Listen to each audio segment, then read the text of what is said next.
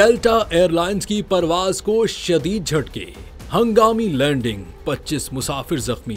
जहाज की हंगामी तौर पर मिनीएपोलिस सेंट पॉल एयरपोर्ट पर लैंडिंग। अमेरिका से नीदरलैंड जाने वाली डेल्टा एयरलाइंस की परवाज दौरान परवाज शदीद झटकों का शिकार हो गई, जिसके बायस जहाज को हंगामी तौर पर मिनीएपोलिस सेंट पॉल एयरपोर्ट पर उतारना पड़ा। 30 जुलाई को पेश आने वाले इस वाक़े में तैयारा जैसे ही 37,000 फीट की बुलंदी पर पहुंचा, अचानक झटकों का सामना करना पड़ा। फ्लाइट रेडार 24 के मुताबिक तैयारा कुछ देर 38,000 फीट पर रहा, फिर अचानक 35,800 फीट पर आ गया, जिससे जहाज में सवार अफराद खौफजदा हो गए। 275 मुसाफिरों और 13 अमले के अरकान पर मुश्तमिल इस परवाज में झटकों के बायस 25 अफराद जख्मी हुए, जिन्हें फौरी तौर पर अस्पताल मुंतकिल कर दिया गया।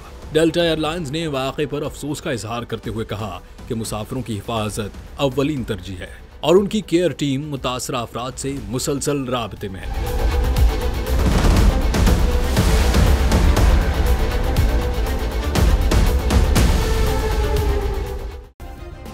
सब्सक्राइब करें और बेल दबाएं ताकि कोई खबर रह न जाए।